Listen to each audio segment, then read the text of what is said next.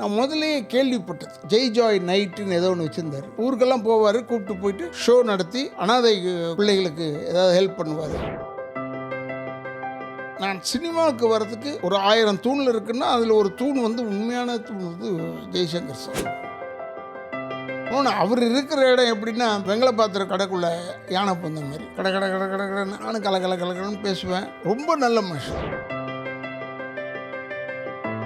புரட்சி தலைவர், நடிகர் திலகம், எங்கள் அப்பா, எங்கள் அண்ணன், அதில் ஜெய் சார் ஃபோட்டோ வச்சுருக்கேன். என் மனதை கவர்ந்தவர்கள் பசங்களுக்கே தெரியாது, கேட்டு பாருங்க.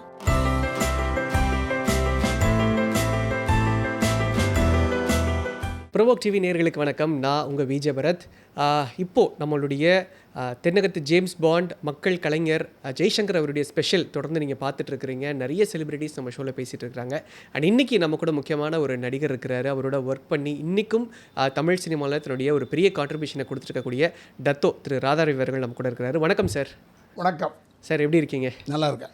ரொம்ப சந்தோஷமாக இருக்குது சார். ஏன்னா ஜெய்சங்கர் சாரை வந்து நாங்கள் செலிப்ரேட் பண்ணணும் அப்படிங்கிற நோக்கத்தில் இந்த ஒரு எபிசோடை நாங்கள் தொடர்ந்து பண்ணிகிட்ருக்கிறோம். அண்ட் சாரோட நீங்கள் நிறைய படங்கள் வந்து ஒர்க் பண்ணியிருக்கிறீங்க. ஸோ அந்த ஒரு நினைவுகளை தான் நம்ம வந்து இப்போ பேச போகிறோம். ஸோ ஜெய்சங்கர் சார் அப்படின்னு சொன்னோன்னே உங்களுக்கு ஃபஸ்ட்டு ஞாபகம் வரக்கூடிய விஷயங்களை பற்றி நம்ம பேசலாம் சார். இப்போ அப்படி கேள்வி கேட்டிங்கன்னா பர்சனல் லைஃப்பை பற்றி சொல்லிக்கிட்டே இருப்பேன். ஏன்னா எனக்கு அவரை ஃபஸ்ட்டு பார்த்ததுன்னு பார்த்தீங்கன்னா டாக்ஸி டிரைவர்னு ஒரு படம். Okay sir. அவர் பண்ணுறாரு, அப்பாவும் பண்ணுறாரு, எம்ஆர் ராதாவும் பண்ணார். ஸ்ரீதேவி தான் பொண்ணுன்னு நினைக்கிறேன். அப்போ ஷூட்டிங் பார்க்க போயிருந்தேன், விஜயவாகினிக்கு போயிருந்தேன். அப்போ தான் ஃபஸ்ட்டு டைம் ஜெய் சாரை அறிமுகப்படுத்தினாங்க. Okay sir. அப்போ எங்கள் அப்பா நடிக்கிறாரு, அதனால் போயிருந்தேன். அப்புறம் ஜெய் சாரை பார்த்துட்டு பேசிட்டு வந்துட்டேன். ஸ்ரீதேவிலாம் எனக்கு நல்லா தெரியும். எனக்கு ஏன் தெரியும்னா ஸ்ரீதேவி இப்போ இந்த சாம்கோ ஹோட்டல் ஆளுநர்பேட்டை அதுக்கு பக்கத்தில் அந்த இதில் தான் அவங்க வீடு. முதல்ல ஸ்ரீ நகரோ ஏதோ ஒரு அதில்.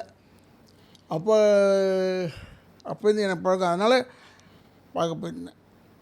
அண்ட் வாகினிக்கு நான் அடிக்கடி போகிறதுனால எனக்கு அங்கே கேசவன் எடிட்டரை தெரியும், எல் கேசவன். அப்போ ஜெய் சாரை ஒரு தடவை தான் பார்த்தேன். இன்னொரு தடவை இப்போ 2வது வாட்டி எங்கே பார்க்குறேன்னா, நான் அப்போ வந்து இவங்களுக்கு நடிச்சுக்கிட்டு இருக்கேன், ஒய்ஜி மகேந்திரன் ட்ரூப்பில், யூஏஏயில். அதில் நடிச்சுக்கிட்டு இருந்தேன் ஒரு போலீஸ் ஆஃபீஸராக. ஸோ அன்றைக்கி லேட் ஆனதுனால என் பைக்கில் போகிறதுக்கு நான் என்ன செஞ்சேன்னா போலீஸ் ஆஃபீஸர் ட்ரெஸ்ஸுலேயே அப்படியே போயிட்டு அண்ணாமலை ஹாலில் நாடகம். அப்போ போகும்போது என்ன செஞ்சேன்னா வீனஸ் இதில் ஸ்டுடியோவில் ஜெய் சார் இருந்தார். ஜெய் சார் இருக்கிறாரு, உங்களை பற்றி சொன்னோம், உங்களை வர சொன்னாருன்னு சொன்னாங்க. என்ன எதுக்கு அவர் வர சொல்கிறார் அவ்வளோ? சரி போனேன். அப்போ ஸ்ரீபிரியா அவங்களும் உட்காந்துருந்தாங்க.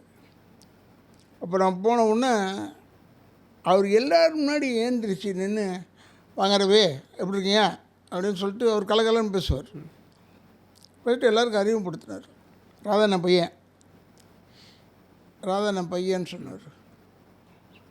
அதுவே ஒரு பெரிய எல்லோரும். அப்போ தான் ஸ்ரீபிரியா ஃபஸ்ட் டைம் பார்த்தேன். என்னடா ஜெய் சார் இப்படி சொல்லிட்டாரான்னு. நான் போலீஸ் ஆஃபீஸர் ட்ரெஸ்ஸில், அப்போ என்ன போலீஸ் ட்ரெஸ்ஸில் இருக்கிற ரவின்னு கேட்டார். இல்லைங்க இதில் நடிக்கிறேன், ரூபாய்க்கு 3 கொலைக்கு. ஓ நடிக்கிறியா, சரின்னு சொல்லிட்டார், விட்டுட்டார். நான் அவர்கிட்ட வாய்ப்பெல்லாம் கேட்கவே இல்லை. ஆனால் அவர் நடிக்கிற படத்தில் வணக்கம் வாத்தியாரை வந்து ஒகேனக்கல்ல எடுக்கிறோம். நாங்கள் எடுக்கும்போது ஜெய் சாருடைய கண்ணை எடுத்துருவேன். அதில் அந்த ஒரு பிளாக் நடிக்கும்போது எனக்கு நல்ல ரொம்ப இப்போ நாங்கள் ரொம்ப அன்னோன்யம் ஆகிட்டோம். இன்னொன்று வாடா ஃப்ரீயாக இருந்த வீட்டுக்கு வா அப்படி சொல்லிட்டு போயிட்டார். ஃப்ரீயாக இருந்தால் வீட்டுக்கு வரணும்னா நான் என்ன செஞ்சேன், அவர் வீடு வந்து இதில் எக்மோ காலேஜ் ரோட்டில். ஏன்னா நான் லோயலாவில் படிச்சுவேன், எனக்கு அந்த ரோடு தெரிஞ்சதுனால அங்கே என்ன செஞ்சேன், கார்னர் வீடு 2-3 தடவை போயிருக்கேன் அவரை பார்க்குறதுக்கு. இல்லை சார் ஏதாவது படத்தில் நடிக்கணும் சார் அப்படின்னு சரின்னு சொல்லிட்டு அவர் நடித்த படத்தில் வந்து நான் நடிச்சிருக்கேன்னா காரணம், அதுக்கு ஒரு காரணம் வந்து Jai sir. And one more thing, நான் முதல்லயே கேள்விப்பட்டதுன்னா வி கோபாலகிருஷ்ணன் எனக்கு சொல்லியிருக்கார். ஏன்னா அவர் நடிகர் சங்கத்தில் செக்ரட்டரியாக இருந்தார். அவர் எல்லாரையுமே கூப்பிட்டு போவாராம். ஜெய் ஜாய் நைட்டுன்னு ஏதோ ஒன்று வச்சுருந்தார். ஜெய் ஜாய் நைட்டில் ஊருக்கெல்லாம் போவோம். ஊருக்கெல்லாம் போவார். கூப்பிட்டு போயிட்டு ஷோ நடத்தி அங்கே இருக்கிற அனாதை பிள்ளைகளுக்கு ஏதாவது ஹெல்ப் பண்ணுவார். அவருக்கு ரொம்ப ஹெல்ப்பிங் டெண்டன்சி நேச்சரில். எனக்கு சில விஷயம் வந்து அவர்கிட்டேருந்து அதெல்லாம் நானும் அதை அப்படியே ஃபாலோ பண்ணி என்ன செஞ்சேன்னா, ஜெய்ஜாய் நைட்டுன்னு பேர் வந்து அவர் பேரில் வச்சார். நாங்கள் அவர் பேரில் ஜெய்ஜாய் நைட்டு மாதிரி இல்லை, பட் கலா மாஸ்டரு அவங்களெல்லாம் கூப்பிட்டுக்கிட்டு, ஏன்னா கலா மாஸ்டருக்கும் அவங்க கூட சுஜின்னு ஒரு பொண்ணு இருந்தது. அப்போ அவங்க வந்து டான்ஸ் கிளாஸ் வச்சது நான் தான் வச்சு கொடுத்தேன் நடிகர் சங்கத்தில். அதனால் நல்ல பழக்கமாச்சு எனக்கு. கலா மாஸ்டர் தான் எனக்கு அரேஞ்ச் பண்ணி கொடுத்தாங்க. இந்த வினோதினி அவங்க, அப்புறமா ரஞ்சிதா, இவங்களெல்லாம் வச்சு நான் யூரோப் டூர்லாம் போயிட்டு வந்தேன். ஐ வெண்ட் டு ஆஸ்திரேலியா, அதெல்லாம் போயிருந்தேன். அப்போல்லாம் கூட எல்லாருமே அங்கே எப்படி இருந்தாலும் சொல்கிறது ஜெய் சார் சொல்லுவாங்க. சார் ஜெய்சங்கர் ஜெய்ஜாய் நைட் இப்போ பண்ணுறாரான்னு கேட்டாங்க. நான் சொன்னேன் அவருக்கு ஐ திங்க் இன்ட்ரெஸ்ட் போயிடுச்சா என்னன்னு தெரில, எவ்வளோ தான் இவனில் கூப்பிட்டுக்கிட்டே இருக்கிறது. ஆனால் அவர் க்ளோஸ் ஃப்ரெண்ட்ஸ்னு இருந்தாங்க. எங்கள் அண்ணன் நியாயமாக எம்ஆர்ஆர் வாசு வந்து ரொம்ப க்ளோஸ் ஃப்ரெண்டு யாருக்கு, ஜெய்சங்கருக்கு. ஆனால் அவங்க 2 பேருமே எந்த ஷோவுக்கோ எதுக்கும் போனதே இல்லை. நடிச்சிருக்காங்க சரி. அண்ட் ஒன் மோர் திங், எனக்கு அவருக்கும் என்ன நெருக்கம் வந்ததுன்னா, பெரிய நெருக்கம் வந்தது காரணம் எங்கள் காசிம் சார், எங்கள் ஃபிலாசபி நான் எடுத்தேன், பிஏ ஃபிலாசபி. அதனுடைய ஹெட் ஆஃப் த டிபார்ட்மெண்ட் வந்து மிஸ்டர் காசிம். அவர் வந்து ஜெய்சங்கர் சாருக்கு ரொம்ப நெருக்கம். ஏன்னா அவர் நியூ காலேஜ் ஸ்டூடெண்ட் தானே. ஜெய்சங்கர் சார் வந்து நியூ காலேஜ் ஸ்டூடெண்ட், எங்களோட சீனியர், அவ்வளோதான். அதனால் ரொம்ப நெருக்கம். அப்போ அதனால் நான் காசிம் சார்கிட்ட படிக்கிறேன்னு இன்னும் குஷி ஆகிட்டார். அப்படி முள்ளமாக இருந்து நான் சினிமாவுக்கு வர்றதுக்கு ஒரு 1000 தூணில் இருக்குன்னா அதில் ஒரு தூண் வந்து உண்மையான தூண் வந்து ஜெய்சங்கர் சார். அவர் நிறைய படம் எனக்கு கூப்பிட்டு போயிருக்கார். இன்னொன்று ஹெல்ப்பிங் டெண்டன்சி, அது எப்படி, அது ஒரு ஆச்சரியமான விஷயம். யாரை பார்த்தாலும் சொல்லுவாங்க. இப்போ விஜயகாந்தை பற்றி யாராவது கேளுங்க, உடனே சொல்லுவாங்க சாப்பாடு போடுவார்னு. அவர் சாப்பாடு எப்போ போட்டார், அவருக்கு வசதி வந்தது ஒன்று போட்டார். அது மாதிரி தான் இப்போ ஜெய் சார்னு சொன்னிங்கன்னா ஹெல்ப்பிங் டெண்டன்சி. என்னை கூப்பிட்டு போனார் எங்கள் இந்த அனாதை பிள்ளை ஸ்கூலுக்கு சொன்னேன். ஒவ்வொரு ஆர்டிஸ்ட்டாக கூப்பிட்டு போவார். கீழ்ப்பாக்கத்து. அப்போ என்னை கூப்பிட்டு போனார் அந்த ஸ்கூலுக்கு.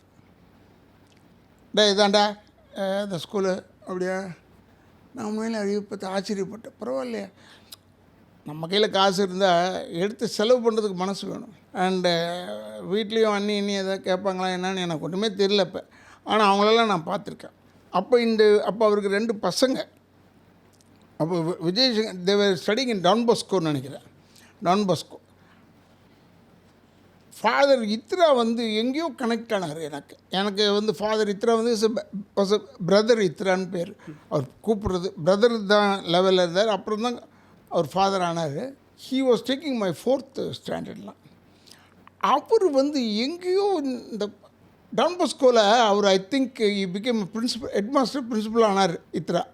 அப்போ இவர் சொன்னார், ஜெய்சார் சொன்னார், அங்கே ஹெட்மாஸ்டர் அவன் பேர் சொன்னார். நான் சொன்னேன், இஃப் ஐ எம் கரெக்ட், எங்கள் இத்ரா தான் இருக்கணும் சார், நான் எதுக்கு நான் போய் பார்க்குறேன் அப்படின்னு சொல்லிட்டு நான் ஒரு வாட்டி டான் பாஸ்கோவில் போய் பார்த்தேன் ஃபாதர் இத்ராவை.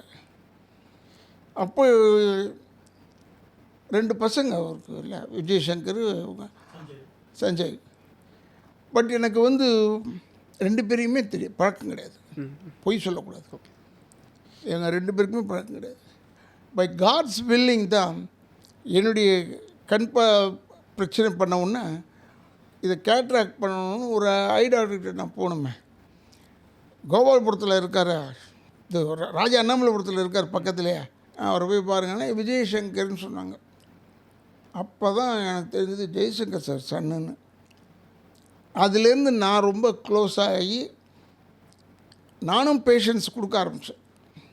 நிறைய பேஷன்ஸ் நானும் கொடுக்க ஆரம்பித்தேன். பட் நான் என்ன செஞ்சேன்னா, முதல்ல விஜயசங்கருக்கு, அவருக்கும் ஞாபகம் இருக்கும்னு நினைக்கிறேன், டாக்டர் விஜயசங்கர் வந்து நடிகர் சங்கத்தில் ஒரு கேம்ப் வச்சு அவரை பாப்புலரைஸ் பண்ணி விட்டேன். ஏன்னா ஜெய்சாருடைய பையனாச்சே, அந்த ஒரு மரியாதைக்கு. அதுக்கப்புறமா ஆஃப்கோர்ஸ் எல்லோரும் அதனால தான் இந்த இப்போ அரசியல் தலைவர்கள் எல்லாருமே விஜயசங்கர்கிட்ட தான் போகிறார். Vijayashankar is my very close friend and என்னுடைய வெல்விஷர் அவர், அது மாதிரி ஆகிட்டார். அப்போ இவங்க வந்து ஜெமினி பார்சன்ஸில் கண்ணாடி கடை வச்சுருந்தாங்க. அது அப்புறமா I think they change or something. அந்த மாதிரி நல்ல ஒரு எனக்கு பழக்கம். அவர்கிட்ட சொல்லுவேன் விஜயசங்கர்கிட்ட, அவர் அப்படியே அவங்க அப்பா தான். அதாவது அந்த ஹெல்பிங் டெண்டன்சிக்கு சொல்கிறேன். மற்றபடி he is a doctor, very well versed doctor. And ஜெய்சாருடைய நல்ல மனசுக்கு எல்லாமே நல்லபடியாக அமைஞ்சுது. அவர் வந்து பிற்காலத்தில் வந்து பசங்களை பற்றி அவர் யோசிக்கவே தேவையில்லை. எல்லாருமே இண்டிவிஜுவலாகவே தனியாக வளர்ந்து நல்லா பண்ணிக்கிட்டு இருக்காங்க. டெஃபினட்டாக ஜெய்சாருடைய நல்ல அவர் இறக்கும்போது நான் ஊரில் இல்லை, ஆனால் எங்கள் வீட்டிலேருந்து எல்லோரும் போனாங்க. அடையாரில் தான் பாடியை வச்சுருந்தாங்க. அந்த பாடியை அப்போ எல்லோரும் போனாங்க, என் வீட்டிலேருந்து போனாங்க. நான் இல்லை, நான் ரொம்ப மிஸ் பண்ணேன் அதை. என் லைஃப்பில் வந்து ஜெய்சாருடைய சாவில் எனது பெரிய பங்காக இருக்கணும் நான் எப்படி பார்த்தா.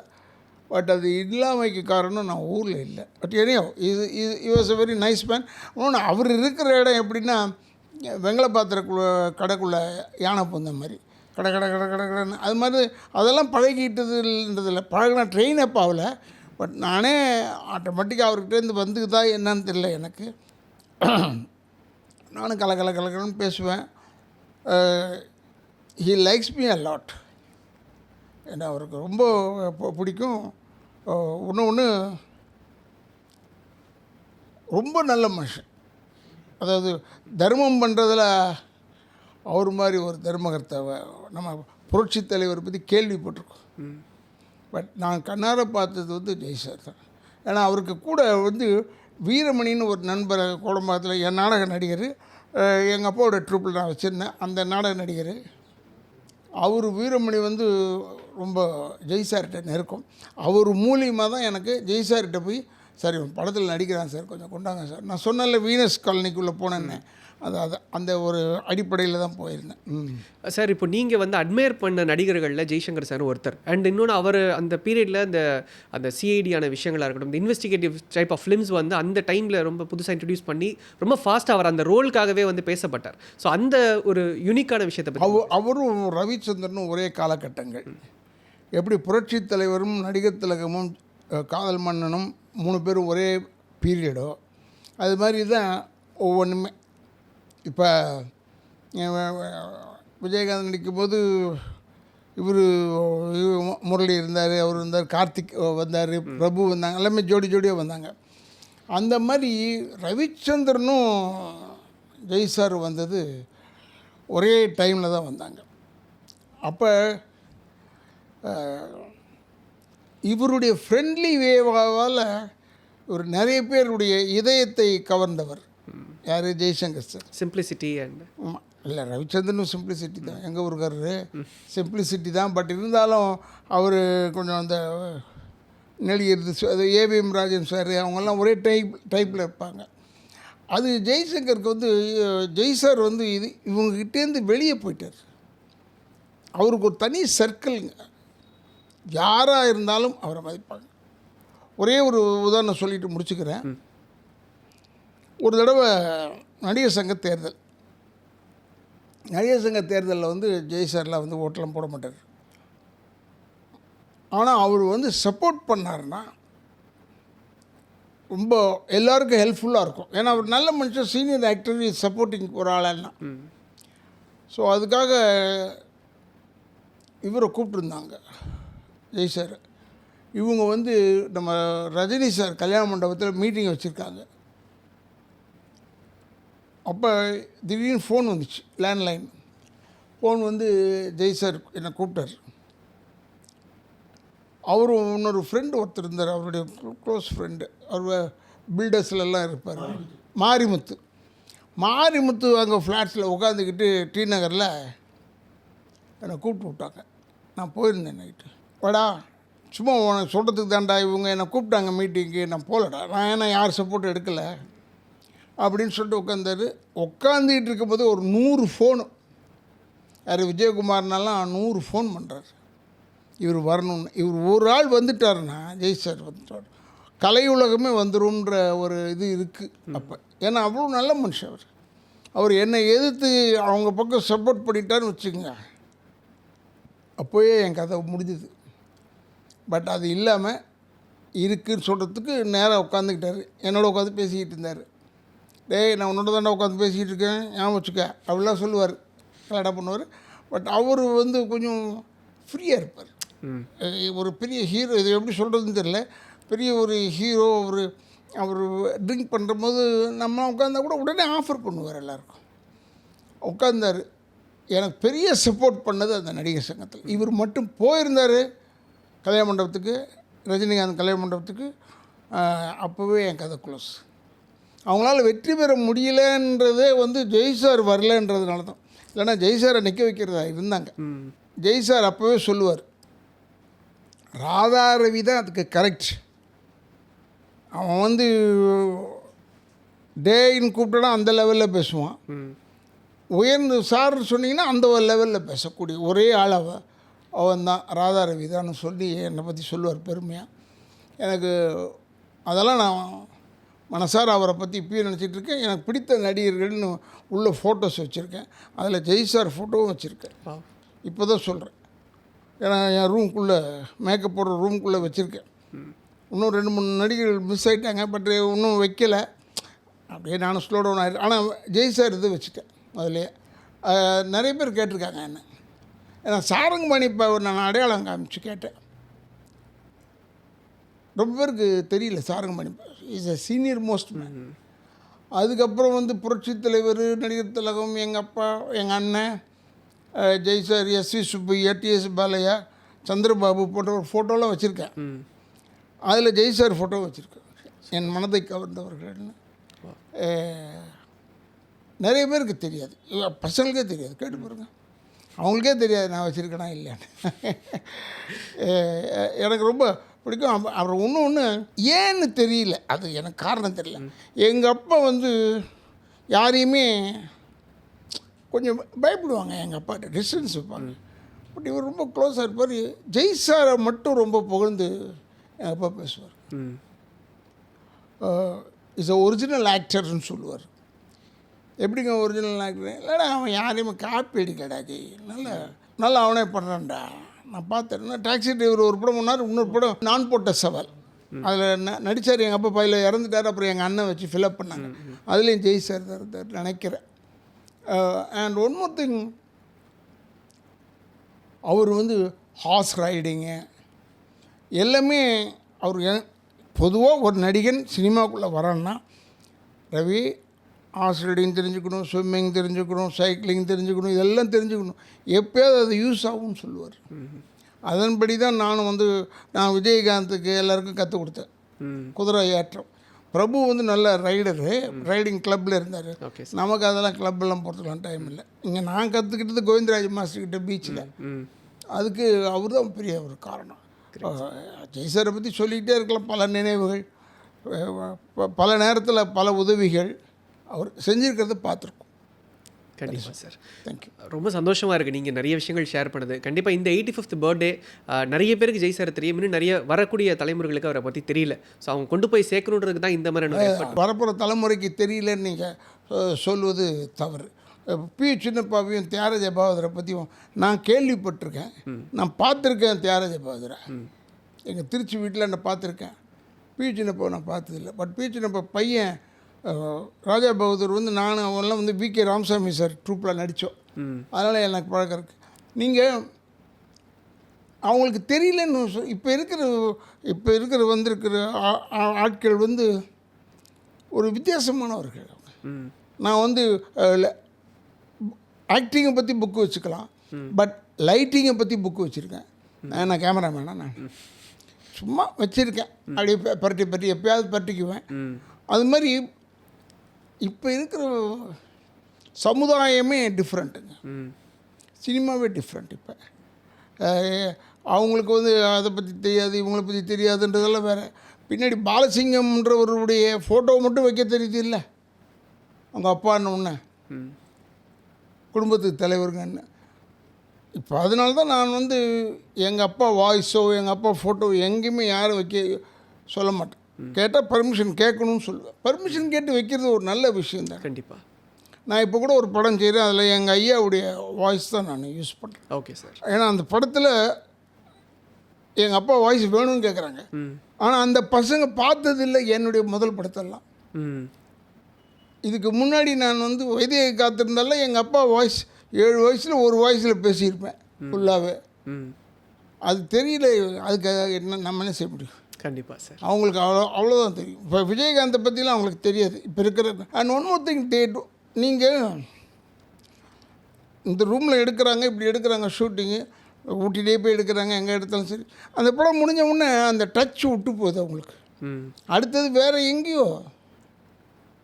இப்போ நீங்கள் வேணாலும் பாருங்கள், எங்கள் செக்ஷனை கேட்டு பாருங்கள், யாரையாவது கேளுங்க, வேறு யாரோ அவங்களுக்கு வேறு ஒரு பிஸ்னஸ் வச்சு கொடுப்பாங்களே இப்படி இவங்களாம் வந்து ஆரம்பிக்க மாட்டாங்க.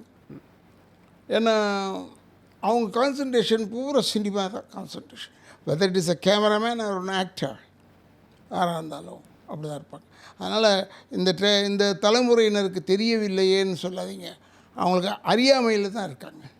கண்டிப்பாக. நீங்கள் எந்த தலைமுறை எவ்வளோ தலைமுறை வந்தாலும் கடவுள் பார்த்தது இல்லையா, பார்க்காத ஒன்றை பற்றி நம்ம என்னத்தை பேசி என்ன செய்ய போகிறோம்னு சொல்லுவாங்க.